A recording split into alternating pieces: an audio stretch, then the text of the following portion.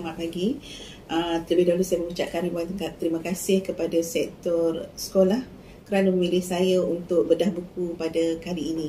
Saya Cikgu Hadijah binti Mahmud, Kaunselor Pendidikan Daerah PPD Kota Star, insya-Allah akan berkongsi tentang buku yang mana saya merupakan salah seorang daripada penulis yang ada di dalamnya. Buku yang saya maksudkan adalah buku Kaunselor Bukan Malaikat. Okey, buku sebenarnya tuan-tuan dan puan-puan, buku Kaunselor Bukan Malaikat ini adalah berkembar ya dengan satu lagi buku iaitu Kaunselor Bukan Tuhan. Okey.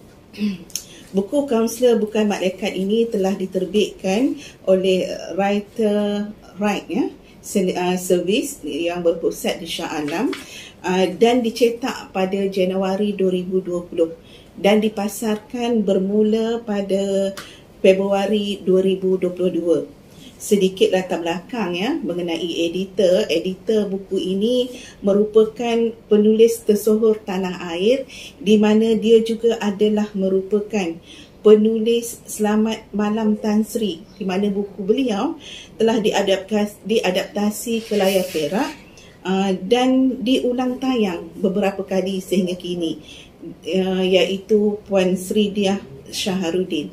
Okay, selain daripada beliau, ada lagi dua orang editor pengurusan, iaitu Puan Kamariah Darasul, iaitu seorang pegawai psikologi di Universiti Putra Malaysia, dan seorang lagi Puan Fatimah Haslinda binti Muhammad Tok, iaitu guru bimbingan dan kaunseling di sekolah di salah sebuah sekolah di Ipoh, Perak.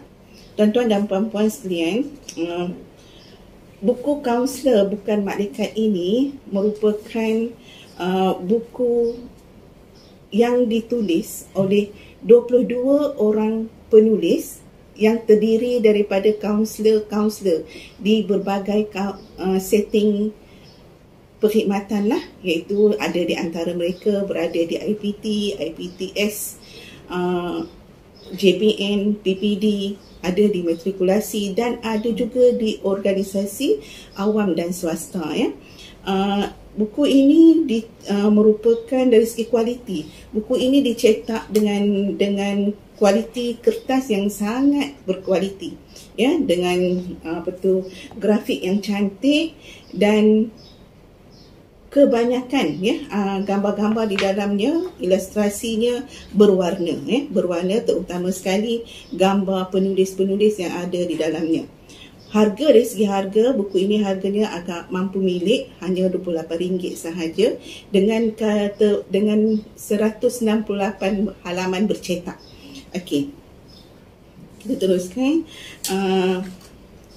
Hebatnya buku ini kerana ia turut ditulis oleh Profesor Madya Dr. Ahmad Jazimin, iaitu salah seorang tokoh tersohor dalam bidang psikologi dan kaunseling, terutama sekali berkaitan dengan City teori ya, CTRT ya. Beliau adalah merupakan penulis pengamal teori CTRT, di mana beliau telah menulis satu cerita bertajuk Menjadi Hero ya.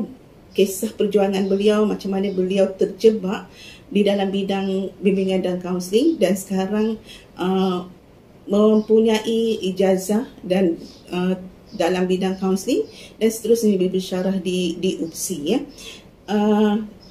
Selain daripada beliau, terdapat juga ya tulisan isteri beliau di dalam buku ini, iaitu tajuknya Potret Pelangi Kiriman Tuhan ya. Puan Eva ni merupakan isteri kepada Prof. Madya Dr. Jazimin dan beliau merupakan seorang kaunselor pendidikan daerah di Tanjung Malim. Okey, Potret Pelangi Kiriman Tuhan ini merupakan perjalanan bagaimana Puan Eva membuat inovasi selepas beberapa kali beliau diminta menggantikan kelas ataupun orang kata relief kelas ya, dan akhirnya apa yang dilakukan oleh beliau menjadi inovasi dan beliau berjaya ke peringkat daerah, negeri dan akhirnya memenangi peringkat kebangsaan. Okay, menarik ceritanya tuan-tuan dan puan-puan berkaitan dengan buku Kaunselor Bukan Malaikat, terutama sekali tulisan sepasang suami isteri ini, iaitu menjadi hero dan potret potret pelangi kiriman Tuhan. Okay. Berbalik kepada karya yang saya tulis ya, di dalam buku ini, iaitu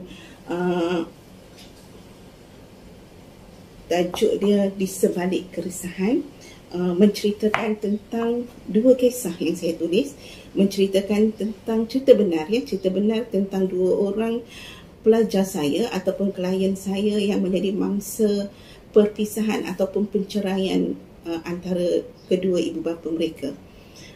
Kisah pertama ketika saya baru lepas ataupun sedang menjalani latihan praktikal, di mana pelajar ini menjadi mangsa perceraian ibu bapa mereka dan akhirnya terjebak dalam penyalahgunaan dadah kerana tidak mampu menghadapi tekanan-tekanan yang dihadapinya menumpang di rumah datuk, dan pertengkaran yang sering berlaku di antara ibu dia dan juga mak saudara dia, sehingga dia rasa tidak selesa duduk di rumah.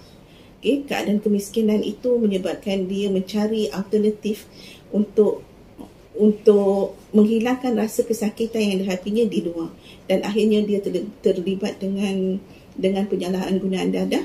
Ketika AADK datang untuk membuat urine test, dia datang berjumpa saya dan akhirnya dia dihantar untuk menjalani rawatan, dan guru-guru merasakan dia ni memang seorang manusia yang tidak berguna dah. Okay, itu cerita yang pertama. Cerita yang kedua yang saya tulis berkaitan dengan seorang pelajar perempuan, klien saya juga. Setiap hari bila dia datang kepada saya, dia akan tunjukkan di tangannya ada kesan-kesan penderaan, ya.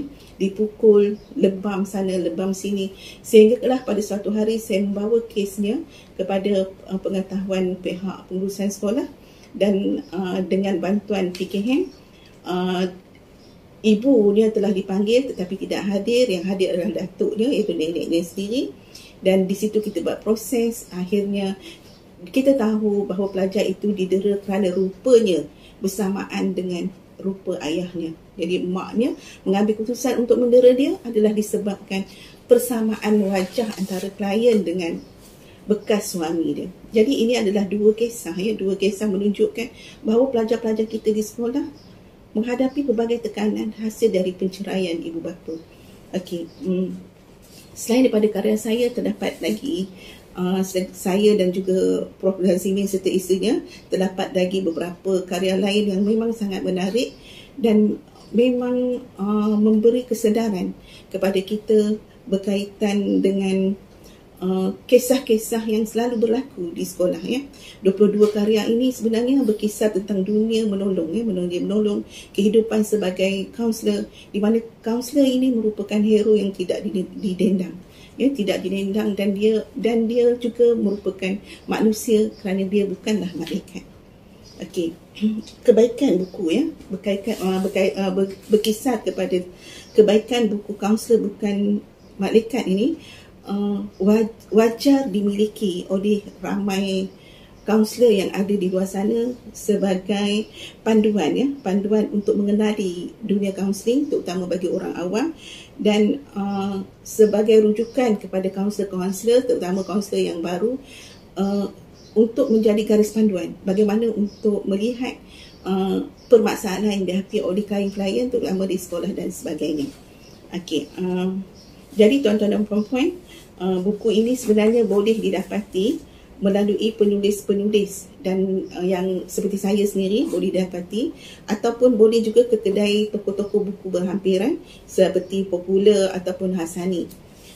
Sedikit, ya, kalau kata dari segi kebaikan saya dah terang. Dari segi kelemahan buku ni, kelemahannya pada saya, buku ni sangat sepatutnya kalau boleh dimuatkan lebih ramai lagi penulis, dan mungkin kita boleh letak QR code, dengan QR code di sini untuk diakseskan kepada kaunselor-kaunselor berdaftar yang hebat, tokoh-tokoh kaunselor yang hebat seperti Prof. Lazimin yang saya cakapkan sebentar tadi.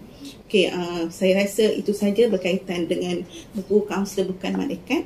Boleh dapatkan daripada saya jika yang berminat, dan boleh dijadikan bacaan santai pada bila-bila masa saja, sama ada dia kaunselor ataupun bukan kaunselor, dan juga di kalangan para pelajar sekalian. Sekian, terima kasih. Jumpa lagi.